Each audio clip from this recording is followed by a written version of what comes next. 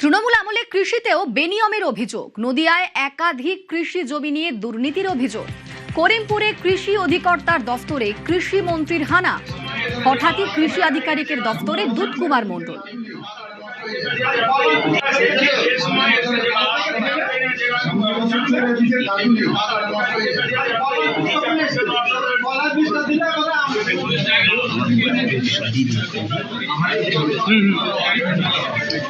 আমাদের সঙ্গে সমীর রয়েছেন, প্রতিনিধি সমীর। কৃষি আধিকারিকের দফতরে গিয়ে দুধকুমার মণ্ডল তিনি কি বললেন?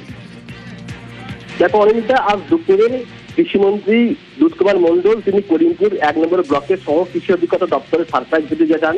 সেখানে গিয়ে তিনি নথিপত্র খতিয়ে দেখেন এবং কৃষকরা সমস্ত সুযোগ সুবিধা পাচ্ছে কিনা সে বিষয়ে তিনি কথাবার্তা বলেন এবং এর পাশাপাশি যাতে কম মূল্যে বা ন্যায্য মূল্যে বীজ পান তিনি সে ব্যবস্থা করার আশ্বাস দেন।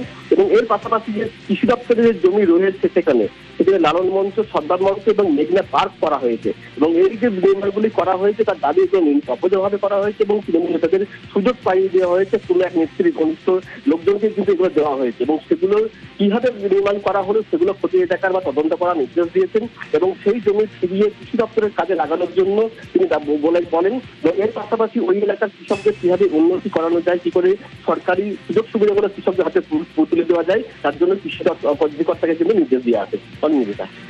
বেশ, ধন্যবাদ সমীর।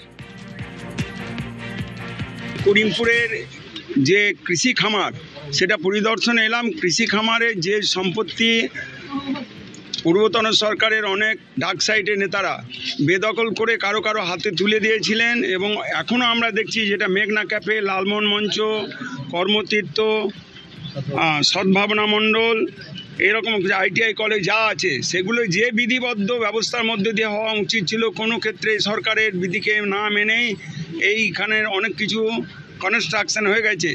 সেই ব্যাপারে এবং জমি সম্পত্তি অনেক বেদখল হয়ে আছে, তা যাতে পুনরুদ্ধার হয় এবং এই কাজ যারা সমর্থন করেছিলেন সরকারের আইনকে উপেক্ষা করে তাদের বিরুদ্ধে কঠোর থেকে কঠোরতম ব্যবস্থা গ্রহণের জন্য আজ আমরা এখানে এসেছি।